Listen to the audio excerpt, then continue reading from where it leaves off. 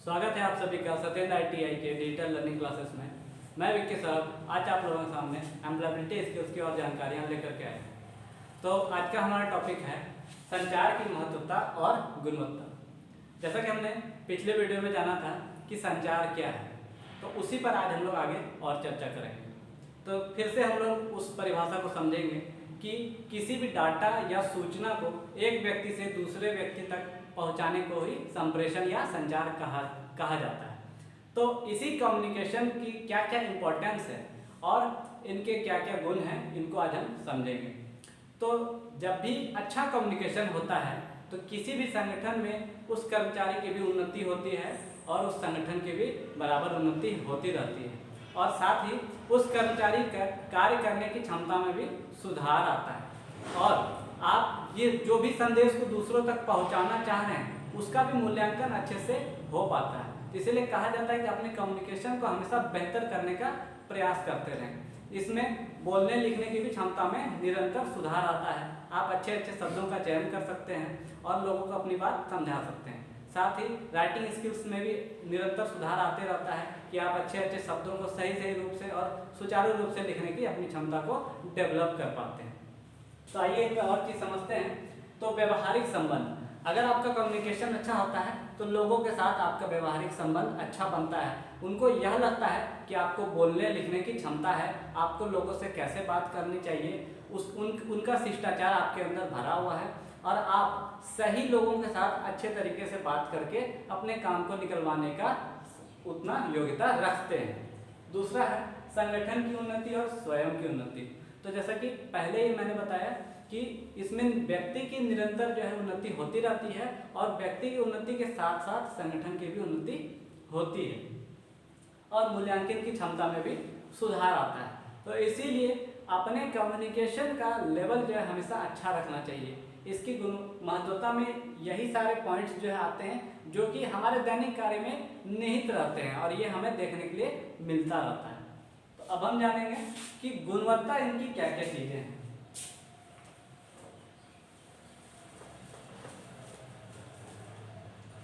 तो इनकी गुणवत्ता में कुछ बिंदु हैं जिन्हें हम समझेंगे। सबसे पहला है कि संदेश प्राप्तकर्ता का स्तर जानना।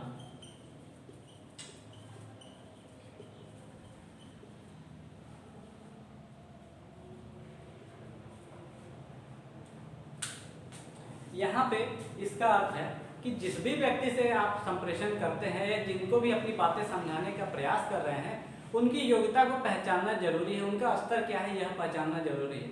मतलब उनमें ये चीज़ आती है कि उनकी शैक्षणिक योग्यताएं क्या क्या हैं, वह व्यक्ति किस किस स्तर से सोच सकता है, वह आपकी बातों को समझ पाएगा कि नहीं।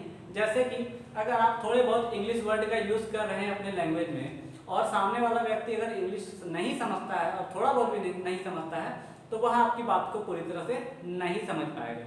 इसलिए ऐसे लोगों के साथ आपको हिंदी में ही बात करनी होगी या उनके लेवल के अनुसार से आपको बात करनी होगी। इसलिए पहला गुण क्या है कि संदेश प्राप्त करता है, यानी जिनके साथ आप बातचीत करेंगे या जिनको कोई मैसेज या डाटा देना चाहेंगे उनके साथ आप उनके लेवल को पहचानते हुए बात करें या उनके स्तर के अनुसार ही वार्तालाप करें या अपने डाटा को पहुंचाएं। दूसरा पॉइंट है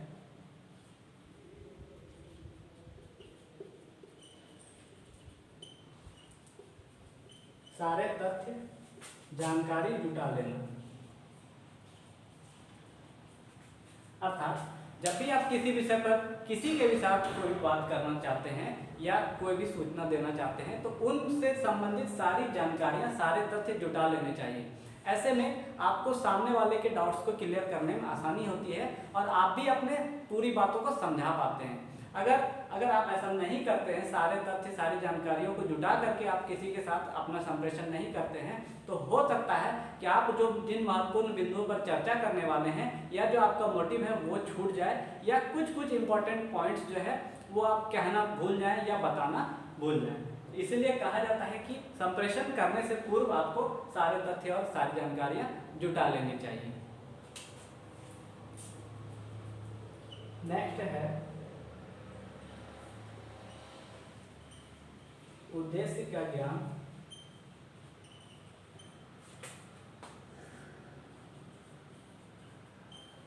और पूर्व का संदर्भ। जैसा कि इसके ऊपर वाले टॉपिक में यही बताया गया कि सारी जानकारियों को जुटा लेना चाहिए। अर्थात जब आप सारी जानकारियों को जुटाएंगे तो आप किस विषय पर संचार करने वाले हैं या कौन से पॉइंट को, कौन से मैसेज को किसी दूसरे तक पहुंचाने वाले हैं, उनका उद्देश्य आपको पता होना चाहिए। अगर आपको उद्देश्य का ज्ञान है तो आप उनसे जुड़ी और भी बातों को उस समय तात्कालिक उदाहरण के साथ बता सकते हैं। और अगर उस विषय पर पहले कोई बात हो गई है तो उनमें पूर्व का संदर्भ भी जोड़ सकते हैं। यहाँ पूर्व के संदर्भ का अर्थ यही है कि जैसे एक एग्जाम्पल के तहत समझते हैं कि अगर किसी पुस्तक में आप किसी विषय के बारे में पढ़ रहे हैं तो उनमें ऐसा लिखा रहता है कि पिछली कक्षा में हमने यहाँ तक पढ़ा था या पिछली कक्षा में हमने ये पढ़ा था, तो इससे पता चलता है कि उसके बारे में, उस टॉपिक के बारे में पहले भी चर्चा हो चुकी है, उनके बारे में पहले भी सूचनाओं को दिया जा चुका है। इसलिए कहा जाता है कि उद्देश्य का ज्ञान होना चाहिए और अगर आप उस टॉपिक में पहले से चर्चा किए हुए हैं तो उसके संदर्भ को देना चाहिए। नेक्स्ट है एक बार में एक ही विषय पर चर्चा करनी चाहिए।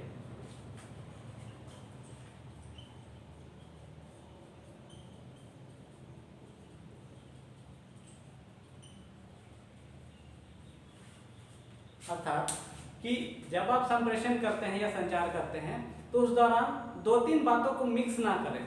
ऐसे में आपका संप्रेषण भी खराब होता है और लोगों को उन चीज़ों पर समझ भी पूरी तरह से नहीं हो पाती है। तो कहा जाता है कि एक बार में एक ही विषय पर संचार करनी चाहिए या किसी एक पॉइंट को ही लेकर के पहले उसे आप बताएं या मैसेज के माध्यम से, रिटर्न माध्यम से आप उसे प्रेषित करें।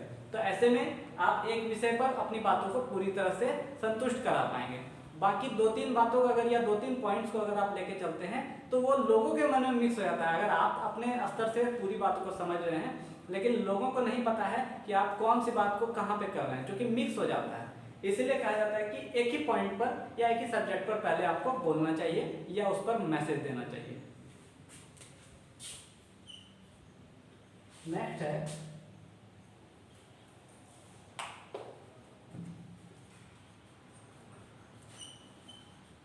पत्र लिखने में या बात करने में सामने वाले को सम्मान देना।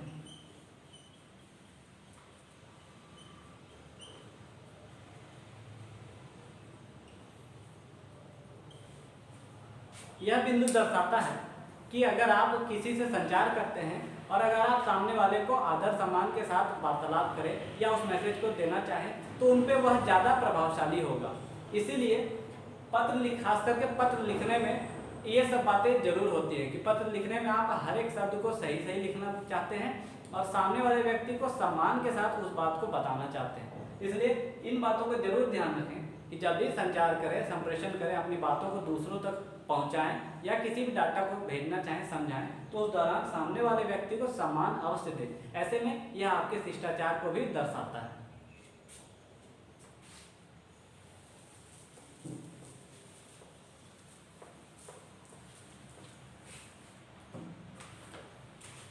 नेक्स्ट है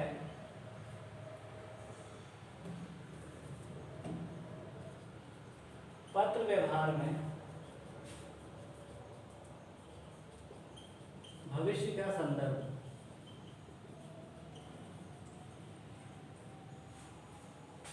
यहाँ यही अर्थ होता है इस बिंदु का कि जब भी आप पत्र व्यवहार करें तो उसकी एक फोटोकॉपी या जेरॉक्स, उसकी छायाप्रति भविष्य के संदर्भ के लिए जरूर रखें, क्योंकि पत्र व्यवहार करने के दौरान आप उनसे डायरेक्टली नहीं मिलते हैं, आपका पत्र उनके तक किसी न किसी माध्यम से जाता है और अगर उस माध्यम के द्वारा आप जिनको भेजना चाहते हैं उन तक अगर आपका पत्र नहीं पहुंचता है या उसमें कोई त्रुटि आती है तो उस चीज़ को लेकर के आप भविष्य में अपने उस छायाप्रति को रख सकते हैं कि हाँ, मैंने ये चीज़ आपको भेजी है, इस बिंदु पर चर्चा हुई थी और मैंने यह पॉइंट लिखा था, वहाँ तक पहुँचा अथवा नहीं पहुँचा।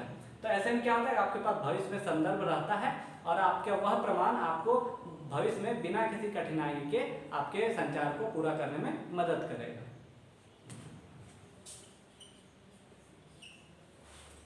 नेक्स्ट है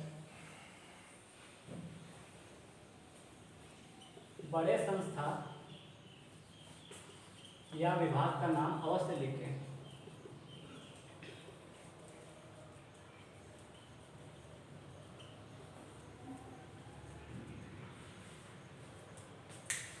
जब आप पत्र व्यवहार करते हैं या लिखित माध्यम से किसी को सूचना प्रेषित करते हैं तो उनमें विभाग का नाम अवश्य लिखना चाहिए। ऐसे में वह सही स्थान पर पहुंचता है और जिस विभाग को आपको जो मैसेज देना है वो उन तक पहुंच के आपका जो कम्युनिकेशन है वो पूरा हो पाता है। अगर आप विभाग का नाम नहीं लिखेंगे तो हो सकता है कि उसी नाम से मिलते जुलते और भी संस्था हों जिनके पास की वह आपका पत्र पहुँच सकता है। इसलिए उस विभाग का नाम या बड़े संस्था का नाम अवश्य लिखना चाहिए।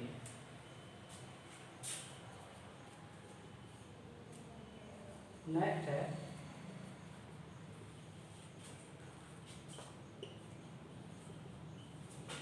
साधारण शब्दों एवं वाक्यों का प्रयोग।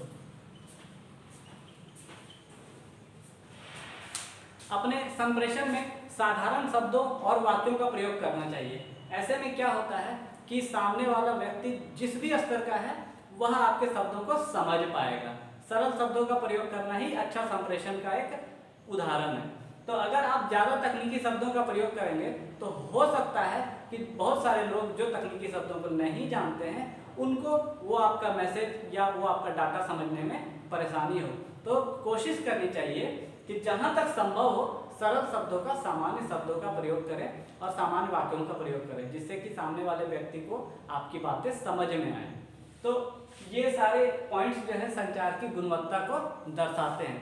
तो आज के टॉपिक में हम लोग जाने कि संचार की महत्वता और गुणवत्ता क्या है। इस चीज़ में और आगे की जानकारियाँ लेकर के आऊँगा नेक्स्ट वीडियो में। आज के लिए इतना ही, धन्यवाद।